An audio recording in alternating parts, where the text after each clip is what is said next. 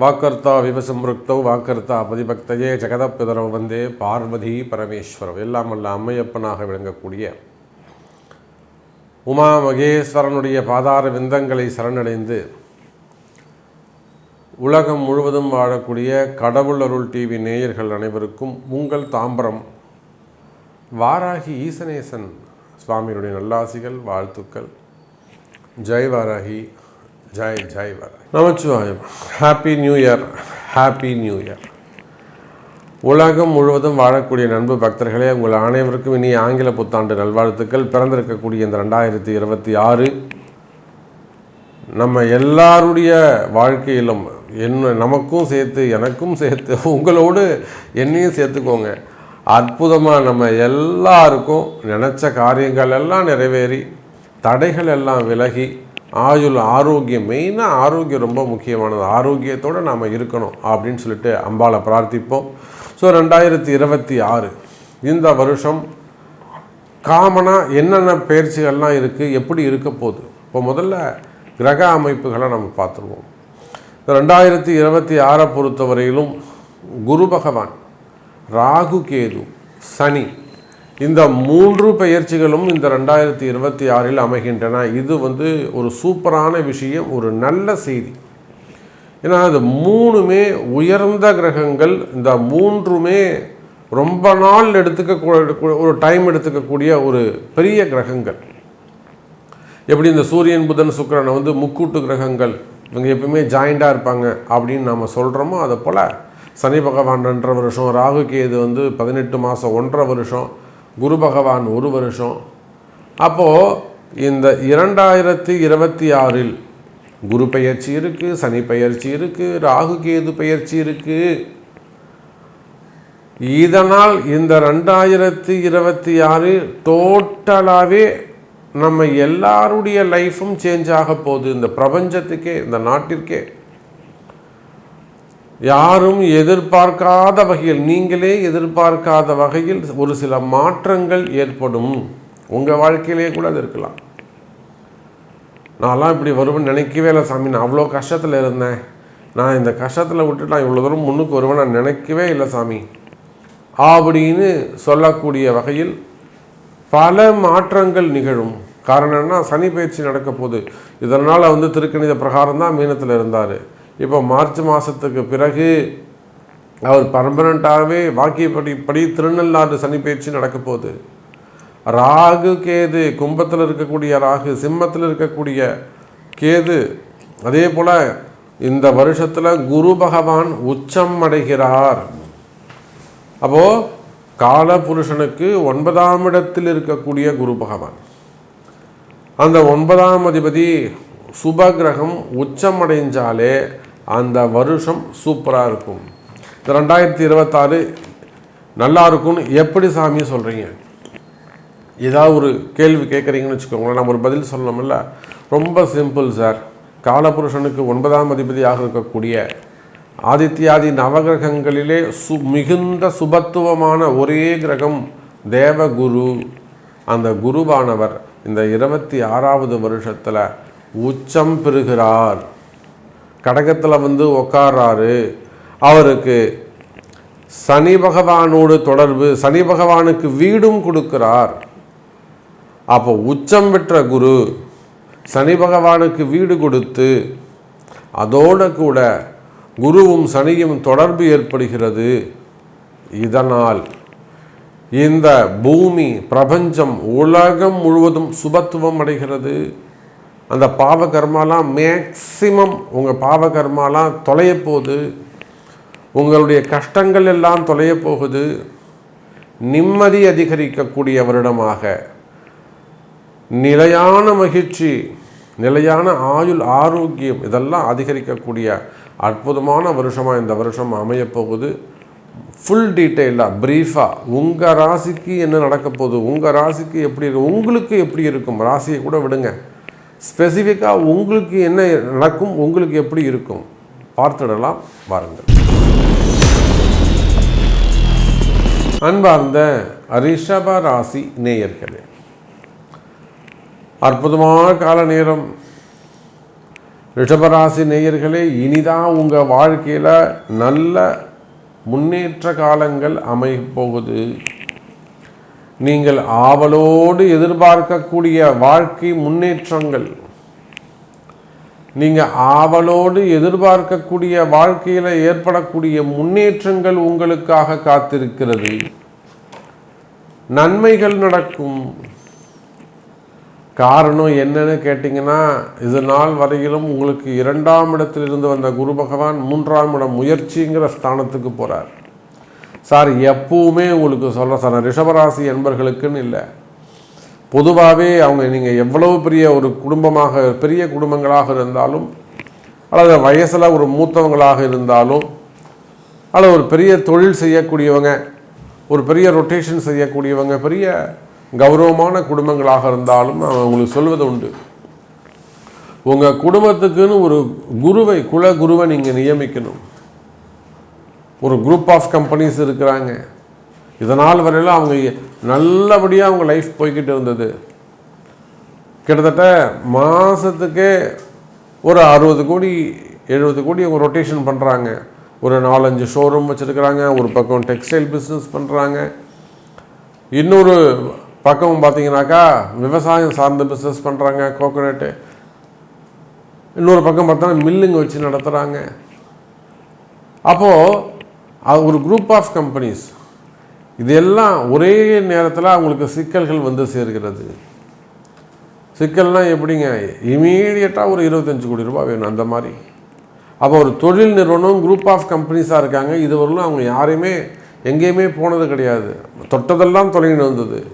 திடீர்னு இந்த 2025 வந்து சிக்கலில் மாட்டிக்கிறாங்க, மார்ச் மாதத்துலேருந்து. அப்போ அவங்க நம்மக்கிட்ட வராங்க, நம்ம அவங்க சில விஷயங்கள் சொல்கிறோம், நம்ம கிட்ட இருந்து அவங்களுக்கு செஞ்சு கொடுக்குறோம். கிட்டத்தட்ட ஒரு 12 நாட்கள் நாங்கள் போய் அங்கே தங்கியிருந்து அவங்களுக்கு சரி பண்ணி கொடுத்துட்டு வந்தோம். அப்போது எதுக்காக சொன்னால், ஒரு குரு முக்கியம், ஒரு வழிகாட்டுதல் முக்கியம். யாராக இருந்தாலும், எவ்வளோ பெரிய ராஜாவாக இருந்தாலும், நீங்கள் ஒரு மந்திரியாக இருக்கலாம், ஒரு அமைச்சராக இருக்கலாம், இதை செய்யுங்க, இதை இந்த இடத்துல செய்யுங்க, இதை இந்த நேரத்தில் செய்யுங்க, இதை இப்படி செய்யுங்க, இந்த வழிமுறைகளை செய்யுங்கன்னு சொல்லி உங்களை வழிகாட்டுவதற்கு ஒரு குருவை நீங்கள் தேர்ந்தெடுக்க வேண்டும், நியமிச்சுக்கணும். சாமி நீங்கள் என்ன சொல்லுங்களோ சரி, எனக்கு இதுதான் கஷ்டம், இது எனக்கு கிளியர் ஆகணும் அப்படின்னு சொல்லி ஒரு குருவை நீங்கள் நியமனம் செய்வீர்களே. ஆனால் ஏன்னா பாருங்கள், சனி பகவான் ரிஷபராசியை பார்க்குறார். இந்த ரிஷபராசிக்கு கஷ்டம்னு சொல்கிறோமே, இந்த ரிஷபராசிக்கு கஷ்டத்துக்கான காரணம் என்ன? எந்த பதிவிலையாவது யாராவது சொல்லியிருக்கிறாங்களா, ஆராய்ச்சி பண்ணியிருக்கிறாங்களா? காரணம் கண்டுபிடிச்சா தானே, நோய் கண்டுபிடிச்சா தானே நம்ம அதுக்கு மருந்து கண்டுபிடிக்க முடியும், மருந்தை தீர்மானிக்க முடியும். இந்த மருந்து சாப்பிடப்பா, இது சரியாக போகும்னு சொல்ல முடியும். அப்போ இன்றைக்கி அதெல்லாம் யாருமே அதுக்கெல்லாம் தயாராக இல்லை. நல்லா இருக்கும். அப்போ இந்த 2026 பொறுத்த வரையில் ரிஷபராசி அன்பர்களே, நிஜமாகவே உங்களுக்கு நல்லா இருக்க போகுது. குருவை தேடி ரிஷபராசி அன்பர்கள் நீங்களாகவே முயற்சி எடுப்பீங்க. நமக்கு ஒரு குரு வேணும்ப்பா, நமக்கு ஒரு அஸ்ட்ராலஜர் வேணும்ப்பா, நமக்கு ஒரு வழிகாட்டி வேணும், நீங்களே தேடி வருவீர்கள். இந்த வருஷம் நல்ல ஒரு குரு அமைஞ்சு நீங்கள் என்ன சொல்கிறீங்களோ நான் செய்கிறேன் சாமி அப்படிங்கிற மாதிரி அவர் சொல்லக்கூடிய விஷயங்களை எல்லாம் செய்து, ஏன்னா ராகு கேது 4-10 அமைந்திருக்கிறார்கள். ராகுவும் கேதுவும் மையப்புள்ளியில் இருக்கிறார்கள். சென்ட்ரல் பாயிண்ட், மிட் பாயிண்ட்னா ராகு கேதுவுடைய வலையில் இப்படி நாகம் பின்னிக்கிட்டு இருக்குன்னா நடுவில் ஒரு போன் இருக்குது பார்த்தீங்களா, அந்த போன் அதுதான் ரிஷபராசி அன்பர்கள். அப்போ ராகு கேதுவுடைய பிடியில் இருக்கக்கூடிய ரிஷபராசி அன்பர்களுக்கு குருவுடைய பார்வையால், குருவுடைய கடாட்சம் கிடைத்து, அவர்களுடைய பாவங்கள் விலகி, கர்மாக்கள் விலகி, கர்ம தோஷங்கள் விலகி, ஒளிமயமான எதிர்காலம், நிலையான மகிழ்ச்சி, உடல்நிலை ஆரோக்கியத்தில் நல்ல முன்னேற்றம்,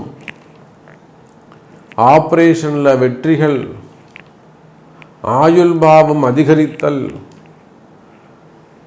திருமணங்கள், வீட்டில் சுப விசேஷங்கள், மங்கள விசேஷங்கள், மாணவ செல்வங்கள் கல்வியிலே சிறந்து விளங்குதல், படிப்பு, உயர்கல்வி, ஹையர் ஸ்டடீஸ்க்காக வெளிநாடுகள் செல்வது, அதே போல் வெளிநாடுகளில் வேலை செய்யக்கூடிய அன்பர்களுக்கு அற்புதமான வேலை வாய்ப்புகள், வெளிநாடுகளில் வேலை செய்யக்கூடிய அன்பு குழந்தைகளுக்கு, அன்பு பெரியோர்களுக்கு அற்புதமான வேலை வாய்ப்புகள், வேலையில் நல்ல முன்னேற்றம், ப்ரமோஷன், இது எல்லாம் கொடுக்கக்கூடிய ஒரு வருஷமாக இந்த 2026 அமைகிறது ரிஷப ராசி அன்பர்களே.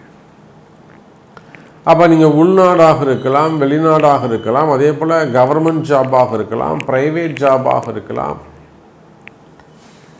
வேலை செய்கிற இடத்துல உங்களுக்கு ஏதேனும் பிரச்சனைகள் இருக்குமே, ஆனால் வேலை செய்கிற இடத்துல ஏதேனும் உங்களுக்கு உயர் அதிகாரிகளால் ஒரு ப்ரெஷர், ஒரு டார்கெட், ஒரு கார்னர் செய்வது, உங்களை ஒரு இன்சல்ட் பண்ணுவது, இது போன்ற சில நடவடிக்கைகள் உங்களுக்கு இருக்குமே, ஆனால்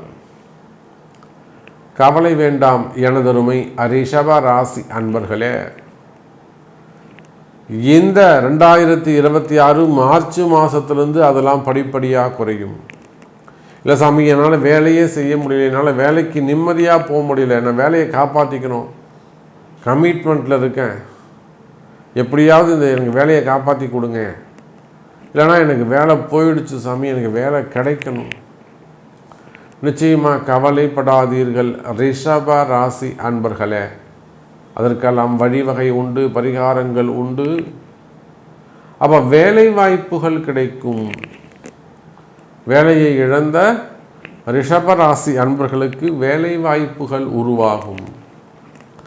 அதே போலத்தான் குடும்ப பிரச்சனைகள், வம்பு வழக்கு, கோர்ட்டு கேஸு, சொத்து சம்பந்தப்பட்ட பிரச்சனைகள், டாக்குமெண்ட் சம்பந்தப்பட்ட பிரச்சனைகள், இல்லை விரோதங்கள், அதன் அடிப்படையில் வந்த செய்வினை கோளாறுகள், மாந்திரீக தோஷங்கள், எதிரிகளால் ஏற்பட்ட தொந்தரவுகள், அரசியல் பழி வாங்குதல், அல்லது டிபார்ட்மெண்ட் வைஸ் நடக்கக்கூடிய என்கொயரிகள், செய்யாத குற்றங்களுக்கான தண்டனைகள், நான் தப்பே பண்ணல சாமி, என்னை இப்படி மாட்டி விட்டுட்டாங்க. அப்போ இந்த மாதிரியெல்லாம் நீங்கள் எந்த மாதிரியான கஷ்டங்களாக இருந்தாலும், கால நேரத்தால் வந்த கஷ்டங்களாக இருந்தாலும், அல்லது எதிரிகளால் வந்த தொந்தரவுகளாக, எதிரிகளால் வந்த கஷ்டங்களாக இருந்தாலும், அந்த கஷ்டங்கள் எல்லாம் கலைந்து நிம்மதியான அற்புதமான மகிழ்ச்சியான வாழ்க்கை உங்களுக்கு உண்டு. கவலை வேண்டாம் ரிஷப ராசி அன்பர்களே. அப்போ நிலையான மகிழ்ச்சி, நிம்மதி அதிகரிக்கக்கூடிய ஒரு வருடமாக இந்த 2026 அமைகிறது. உங்களுடைய கேள்விகளுக்கு, என்னை பற்றி நீங்கள் சொல்லவே இல்லையே சாமி, என்னை பற்றி இந்த சப்ஜெக்ட் நீங்கள் பேசுகிறீங்கன்னு பார்த்தேன் அப்படின்னாக்கா, அதுக்கு உங்கள் பிறப்பு ஜாதகம்தான் பேசும். ஸோ அன்பு பக்தர்களே, இந்த புது வருடம் பிறக்கின்ற அந்த புது வருஷம் 2026 உங்கள் எல்லாருடைய வாழ்விலும் மிக சிறப்பாக அமையட்டும். குறிப்பாக திருமண யோகங்கள், திருமண யோகத்தை பொறுத்தவரையில் அது முதல் திருமணமாக இருக்கலாம், இரண்டாவது திருமணமாக இருக்கலாம், தடைப்பட்ட திருமணங்கள், தள்ளி போன திருமணங்கள், காதல் திருமணங்கள். ஏன்னா 30 வயசு 40 வயசு ஆகி கூட இன்னும் கூட திருமணம் நடக்காமல் இருக்கும் பெண்களுக்கு. 40 வயசுலாம் கூட இன்னும் பெண்கள் திருமணம் நடக்காமல் இருக்காங்க. நிறைய லவ் ஃபெயிலியரு, அல்லது வாழ்க்கையில் அவங்களுக்கு ஏமாற்றங்கள், பெண்களுக்கு பெண்களோ ஆண்களோ திருமணமே நடக்காமல் கூட ஏமாற்றங்களாக இருக்கும். திருமணத்துக்கு ஒரு திருமணம் முடிஞ்சு அடுத்த திருமணத்தில் சில ஏமாற்றங்களாக இருக்கும்.